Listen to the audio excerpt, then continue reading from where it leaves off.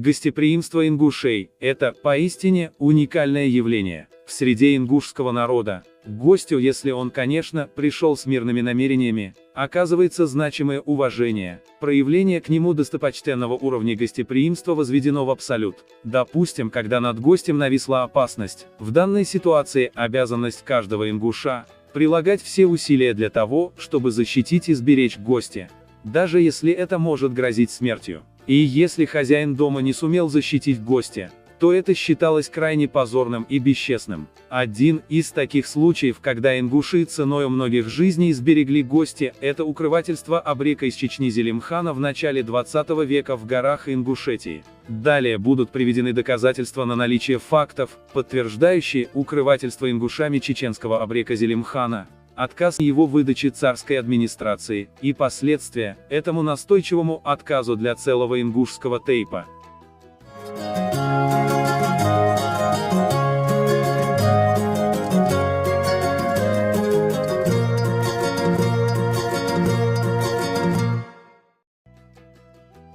Чеченский абрек Зелимхан Гуш-Мазукаев, или же Зелимхан Харачоевский, прославился на всю Российскую империю своей разбойнической деятельностью, которую он, в том числе и вместе с ингушским абреком Сулумбеком Сагапшинским, осуществлял в силу сложившихся обстоятельств и для установления справедливости, в период с 1901 по 1913 годах. Его обречество было вынужденной мерой. Он был бесстрашным и неуловимым мстителем, которому пришлось грабить банки и различные учреждения, идти на убийство чиновников, полицейских и царских солдат для того, чтобы остановить произвол местных властей. Очевидно, что ему за все время обреческой деятельности приходилось скрываться, и он нашел для себя укрытие в горах Ингушетии, у семьи Тейпа Кукурхоевых.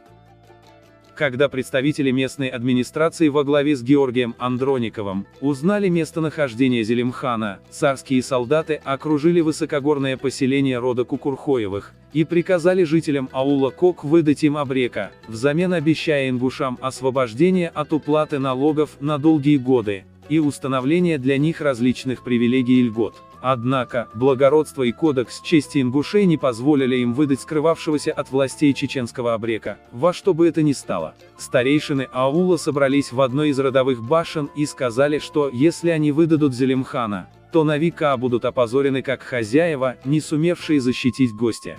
Башенное поселение было отсыплено царскими солдатами. Юноши смогли прорвать окружение и вывести абрека в безопасное место. Между мужчинами из села и царскими солдатами завязалась интенсивная перестрелка, в ходе которой погибло немало обороняющихся ингушей.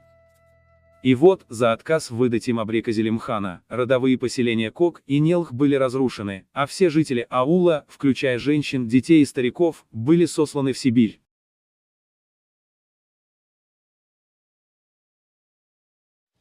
Это один из рассекреченных документов, в котором содержится приказ о выселении в Сибирь целого ингушского тейпа за отказ выдачи чеченского абрека Зелимхана. По соглашению наместника его императорского величества на Кавказе, с председателем Совета министров, ингуши селений Нелх и Кок Насрановского округа Терской области в числе 49 домов, свыше 300 лиц мужского и женского пола, причастные к укрывательству шайки известного разбойника Зелимхана, подлежат выселению с Кавказа в Восточную Сибирь с водворением их в Иркутской и Енисейской губерниях на правах лиц, высланных под гласный надзор полиции.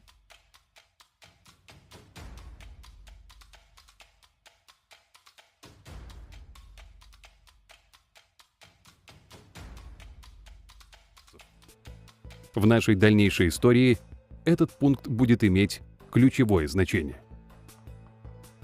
Тем временем Воронцов-Дашков продолжал жаловаться Николаю II на ингушей. Мало того, известный разбойник Зелимхан, от которого отказались его соплеменники-чеченцы, нашел себе приют среди ингушей и целыми годами живет в ингушских селениях, где его укрывает весь ингушский народ, употребляя все усилия к тому, чтобы оказать ему всякое содействие в его преступных предприятиях, и даже помогает в нападениях на войска. Так было в перестрелке с войсками при хуторе Цорх. Так было и в Асинском ущелье, где дробовыми и картечными зарядами, которыми были ранены офицеры и нижние чины, подтверждается, что участвовали там не одни абреки, но и жители ближайших хуторов и селений.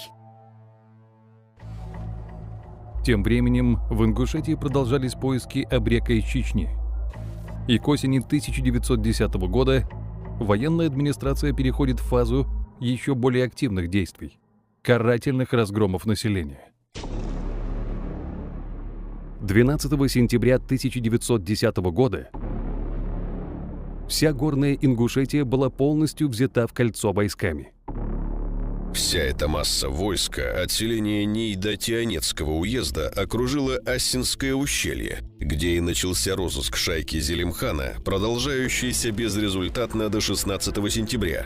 К этому времени начальник Назрановского округа, князь Андронников, находившийся при отряде, созвал сход жителей и потребовал от них выдачи Зелимхана и его шайки. 5 дней военные во главе с генералом Михеевым обыскивали дома и допрашивали жителей. Через 4 дня Андронников будет убит все в том же Асинском ущелье. Немыслимые события, последовавшие вслед за этим в Ингушетии, практически в реальном времени наблюдала вся Россия со страниц московских и петербургских газет. 4 октября. Ингуши, живущие в Асинском районе, совершенно терроризированы мерами властей, принятыми с целью 3 ноября. Ввиду неисполнения требования властей, в целом ряде ингушских селений поставлены военные экзекуции. На население наложен штраф в размере 20 тысяч рублей. Ожидаются распоряжения о приведении в исполнение представления об уничтожении селений в Асинском ущелье, о ссылке жителей и о расторжении договоров на пользование ингушами казачьим. 6 октября. На основании утверждения наместником распоряжения начальника Терской области генерал Михеева о примерном наказании за горных ингушей будут разрушены аулы Кеки и Нельхи. Жителей этих аулов предположено сослать вместе с семействами в Сибирь. Всего было репрессировано 349 человек, включая их малолетних детей.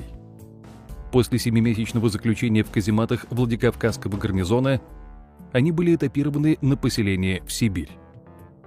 Были объявлены безземельными и выселены из своих домов ингуши из сел Олкам, Дятых, Мужич, Галашк, Аршта, Бережк, Меркьист и Сом-Яхач, общим числом в 4000 человек.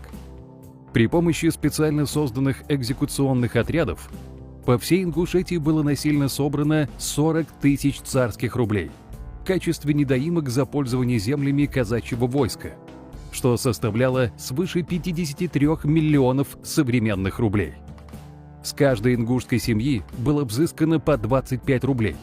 Также якобы в пользу убитых и раненых казаков из отряда Андронникова в Асинском ущелье, что в общем составило 250 тысяч рублей. В перерасчете царского рубля на современный – около 340 миллионов.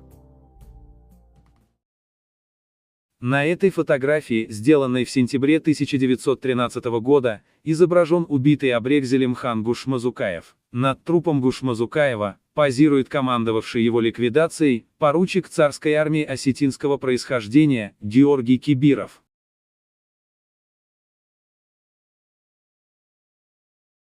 На взорванной в 1910 году башне в ауле Коки выгравирована памятная табличка.